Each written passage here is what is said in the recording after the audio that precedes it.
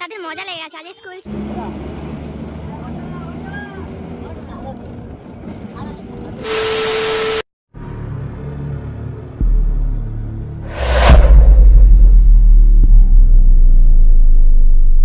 দেখো আজকের ব্লগটা একদম ভোর থেকে শুরু করে দিয়েছি। তখন ঘড়িতে বাজে 5টা 20। যদিও আমার ওঠার কথা ছিল 5টাতে, যদিও এত তাড়াতাড়ি বিছানা ছেড়ে আমি উঠি না।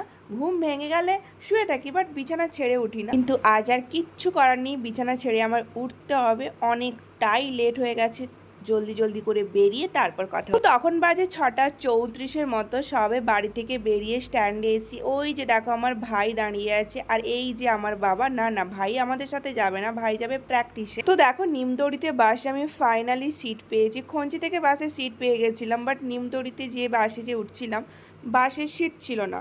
বাট বাসটা ভিড় ছিল না, কিন্তু ওই যে সিট ভর্তি ছিল।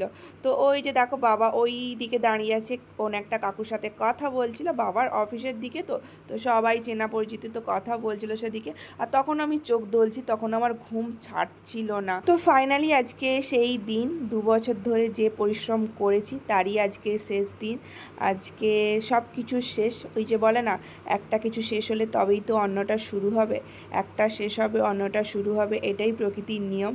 শেষ থেকেই শুরু। তো সত্যি জানা এখনো বিশ্বাস হচ্ছে না কোথা দিয়ে 2 বছর কাটিয়ে। তো দেখো এখানে মেলা হচ্ছিল মনে হয়, জানি না এখনো মেলা আছে কিনা, বাট আমি এই ভিডিওটা ইউটিউবে দেখেছি। দেখো ভিডিও করি মানে ইউটিউবে ভিডিও ফলো করবো, এটাই স্বাভাবিক, তাই না? ওহো, তোমাদের তো বলাই হলো না, এত সকাল সকাল তাড়াহুড়ো করে কোথায় যাচ্ছি এক্সাম দিতে। আজকে আমার পার্ট 2-র এক্সাম।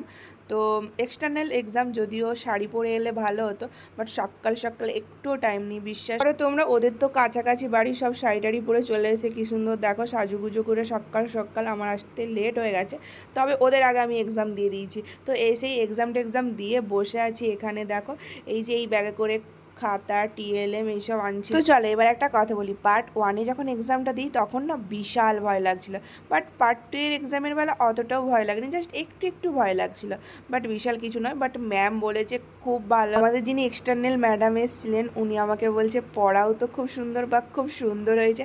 তারপর আমার এক্সাম দেওয়ার পর, মানে আমার পড়ানোর পর, ক্লাস নেওয়ার পর ম্যাডাম আমার সাথে অনেক কিছু কথা বললো, অনেক কিছু জিজ্ঞাসা করলো ম্যাম আমাকে।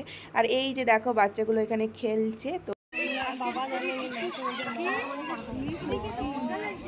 তাদের মজা লেগে গেছে আজ স্কুল ছুটি। জানো মেয়ে আমার তখন খুব ছোট, বাট এমন একটা দিন পড়তো যেদিন আমাকে কলেজ আসতেই হতো। তখন মেয়েকে নিয়ে পর্যন্ত কলেজে এসেছি, তখন মেয়ের অন্নপ্রাশন হয়। তো দেখো এই যে ঝিলটার কাছে দাঁড়িয়ে দাঁড়িয়ে রিলস বানাচ্ছিলাম, আর ওখানে একজন স্কুলের স্যার, আমাদের সঙ্গে একজন মেয়ে পড়ে, তাকে জিজ্ঞাসা করছে, আচ্ছা তোমাদের মধ্যে কি কেউ ব্লগার আছে না কি গো, এই যে ভিডিও বানাচ্ছে, আমাদের এই জায়গাটা কি খুব পছন্দ হয়েছে না? তাহলে আমাদের মধ্যে অনেকেই ওখানে ব্লগ বানায়, ভিডিও করে, তো তাই জন্য এখানে দিয়েছে কাঁচা আমের শরবত, দই, কাঁচা আম টাম দিয়ে দিয়েছে। আর টিফিন নিয়ে গেছিলাম ঠিক কথা, বাট খেতে আর সময় হয়নি, কারণ গল্প করছিলাম। এক্সাম হয়ে গেছে 7:30 8টার মধ্যে আমার এক্সাম কমপ্লিট। জামা পড়েছ?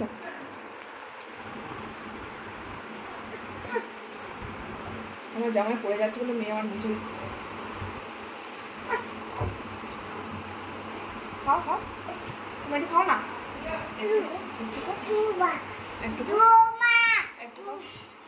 জুস খাবে? এটা একটু খাও না। খাবে না? বাইরে যা রোদের তাপ, মানে কি বলবো। আমি ঘর এসেছি পুরো 10:30 বাজছে এখন। দেখো সারাদিন আমি আমার বাচ্চার সঙ্গে আছি, তাও হচ্ছে না। সেখানে গিয়েও এর বাচ্চাকে ধরে টানাটানি, ওর বাচ্চাকে ধরে টানাটানি। কারণটা তোমাদের বলি, আমাদের সঙ্গে একটা মেয়ে পড়ে, ওর মেয়েকে আনছিল, ওর মেয়ের কালকে মুখে বাচ্চা, ঠিক আছে? এবার ও এক্সাম দিতে গেছে, ওর মেয়েকে রেখে গেছে। ওর শাশুড়িও এসেছিলো সঙ্গে, ওর শাশুড়ির সঙ্গে কথা বলছিলাম আর ওর মেয়েকে নিয়ে বসেছিলাম।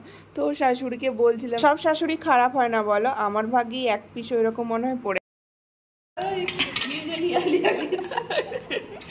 সেদিন আমায় কত কথা শোনাইছিল, আমি যখন একটু বেশি জল দেওয়া করছিলি, বেশি জল দিছি যারা বেশি খেতে পারে, তাহলে তো 1 গ্লাস করে হবে।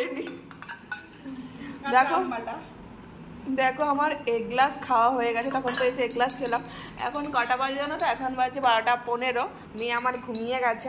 তো এই যে আবার এক গ্লাস খাচ্ছি, আর কিচ্ছু খাইনি সকাল থেকে, বিশ্বাস করে আর কিচ্ছু খাইনি। আর হ্যাঁ, সুটি গজা খেয়েছিলাম, সেখানে ওরা সুটি গজা নিয়ে এসেছিলো, সুটি গজা খেয়েছিলাম।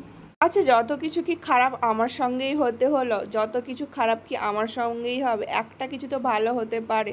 ওই যে আমি বললাম না একটু আগে যে সব শাশুড়ি খারাপ হয় না বলো, ওই এক পিসি মনে হয় আমার ভাগ্যে পড়েছিল। কেন, ভালোটাও তো পড়তে পারতো, তাই না? তো যাই হোক, ভালো যখন হয়নি, ভালোর আশা আর করে কি লাভ বলো। এখানে আমি মেয়ের নখ কাটছিলাম বসে বসে। তো মেয়ের নখ কাটার সময় যত ঝামেলা জানো তো, একটুও নখ কাটতে দেবে না। মানে কত কষ্টে যে কাটতে হয় নখটা, নখ কাটার সময় যেন যুদ্ধ করতে হয়। নখ কাটা, খাওয়ানো, এইসব যেন যুদ্ধ করে করতে হয়। মানে কিভাবে যে ভুলিয়ে বুঝিয়ে নখ কাটতে হয়। যাদের ঘরে বাচ্চা আছে তারা তো বোঝোই, আর যাদের বাচ্চা শান্ত, কথা শোনে, তাদের তো কিছু বলার নেই, সত্যিই তারা খুব ভাগ্যবান। আর যাদের বাচ্চা হয় এই আমার বাচ্চার মতো দুষ্টু, তাদের তো হয়ে গেল এক। তো দেখো কি বড় বড় লেবু হয়েছে, আমি জানি না তোমরা কতটা বুঝতে পারছো।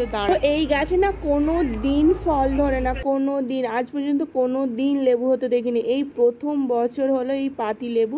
আর এই যে এপাশের পাতিলেবুর গাছটা আছে, এই গাছটাতে পাতিলেবু হয়, প্রচুর পাতিলেবু হয়। বাট ওই গাছটাতে এই ফার্স্ট টাইম পাতিলেবু হলো, তাও আবার এত বড় বড়। তো এইবারেই না ওই গাছটার পাতা টাতা ভালো করে কাটা হলো, ডালপালা কাটা হলো, আর এইবারেই দেখো ফল দিল। ওই যে কথায় আছে না, কর্ম করে যাও, ফলের আশা করো না, সেটাই হয়েছে আর কি। যত্ন করেছে বাবা, যে যত্ন তো করি, ফল দেয় দেবে, না দেয় দেবে। আমার বাবা আবার এই গাছপালা একদম কাটতে চায় না, শুধু গাছ লাগিয়েই যাবে, জঙ্গল করে ফেলবে, গাছপালা কাটবে না একদম। তো আমরা তো সবাই জানি এই গাছটা ফল দেবে না।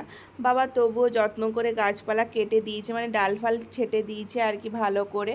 তো ডাল ফাল ছাটার পরেই দেখছি এই যে ফল দিয়েছে। তো বাবা যত্ন করেছে, বাবা কষ্ট করেছে, তো সেই কষ্টের ফলও বাবা পাবে এবার।